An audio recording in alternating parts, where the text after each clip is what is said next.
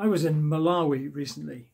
I've spent a lot of time in my life in Africa. It's been one of the greatest privileges of my life to live and work all over Africa in all sorts of amazing situations. So I've seen poverty close up firsthand. I've been in refugee camps. I've lived in very insecure situations in Rwanda and Somalia. And so it was a real joy for me a few weeks ago to be able to visit Malawi again. I'm working at the moment for Torch Trust, and Torch is an organisation that works with blind and partially sighted people, particularly trying to help them to grow as Christians. And Torch has a work in Malawi, has done for 30 or so years. And so I was going out to see what they were doing, to look at how the work was developing, how we could take it forward in the future, and also particularly to follow up on some flooding. So you may have heard in the news back at the beginning of 2022 that Malawi was hit by several cyclones and really intense rainfall and massive flooding. And down in the lower part of the country, down towards Mozambique, which is very low lying, they'd had huge floods. And that area is where there is the most blindness in the country, because there's a thing called river blindness, which, surprise, surprise, comes from the river and from a parasite. And so actually there are quite a lot of blind people in this area. Now, Malawi is a country that is, I think it's number 174 out of 189 on the UN Development Index. So this is an incredibly poor country, 75% of the population living on less than £1 a day. And down in the lower Shire, which is where the big floods happened, there's real poverty. Most people are subsistence farmers. They rely on the crops that they can produce. And blind people and people with other limiting conditions so often in these communities are at the bottom of the pile. They're the people who just don't get looked after, who get pushed away. And so Torch has been working there for 30 years, working with groups of blind people, bringing them together, encouraging them, helping them to find ways to support one another to get the support they need. But of course you have something like a flood hit, and imagine being blind and having floods coming, washing through your home and washing everything away. Not only the trauma of that if you're sighted, but if you're blind and can't see what's going on, horrendous stuff. So at Torch we were able to raise some funds which we sent out. We provided food for 600 families that got them through the early days of the flooding as things were kind of repairing and coming back together. And so one of the things that I did on this trip was go down into the lower Shire several times and met with groups of blind people who'd come together to come and meet. And there's this incredible sense of, you're driving along a road, a rutted road, to find a little clump of trees where these folk are going to be gathering. And you get closer and suddenly you hear this singing.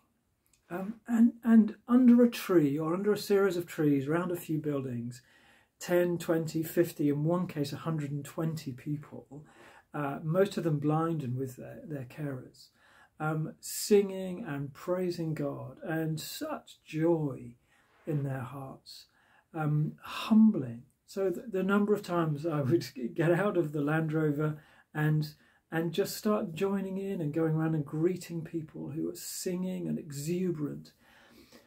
And yet you look closely and here are people with ragged clothes, many without shoes.